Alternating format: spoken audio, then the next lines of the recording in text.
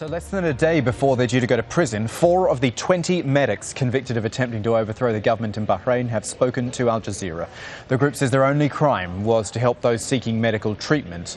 The UN has criticised the treatment of those medical workers. Here's part of the interview that they gave to Laura Kyle a little bit earlier about their treatment by the Bahraini government. I do believe the trial was unfair and not justified or not according to the justice. We were tried in a military court despite being civilian citizens.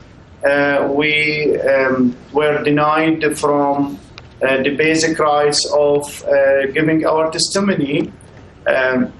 The trial was based on charges that has been obtained and made up following a forced confession after being tortured, different kind of torture.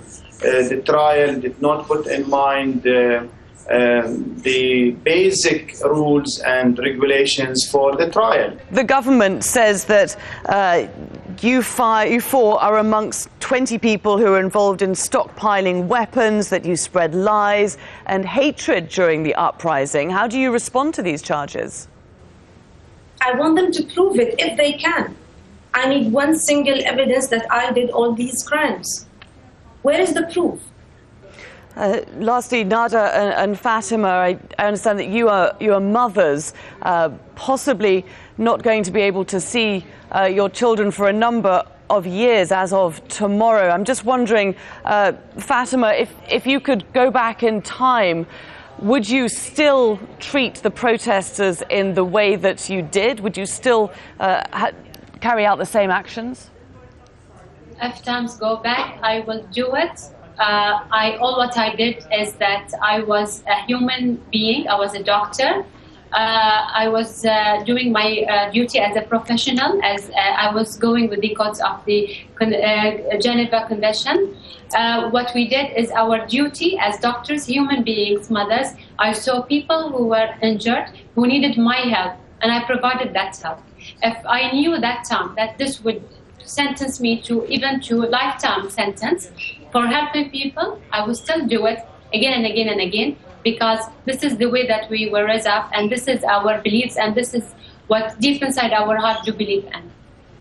Okay, so that's the medics side of the story. 4 of the 20 who are going to jail. We got some reaction from the Bahraini government as well. ABDUL bin Mubarak al-Khalifa, who is a senior counsellor at the Information Affairs Authority in Bahrain. Told me the medics' arrest has nothing to do with treating injured protesters. Have a listen. Well, I have another side of the story to tell. First of all, this has nothing to do with treating the protesters. More important than the 2 machine guns that were found, what is quite evident to the general public is that political rallies within the hospital grounds we have footage of calling to overthrow the regime. Nurses were called to go on strike to help the movement overthrow the regime. This is an attempted coup d'etat. We are not talking about actually just attending to the protesters. There is a separate independent commission set up by quite a legitimate number of judges and lawyers from around the world, and they will look at all the other allegations that are actually now put to you in this program. So I'm not here to talk about what happened after. I'm talking about there is inconclusive evidence that actually the 20 out of 5,000 were involved in overthrowing the regime. First of all, I want to say I wish they kept their Hippocratic oath. I wish also that they didn't get involved in political activities.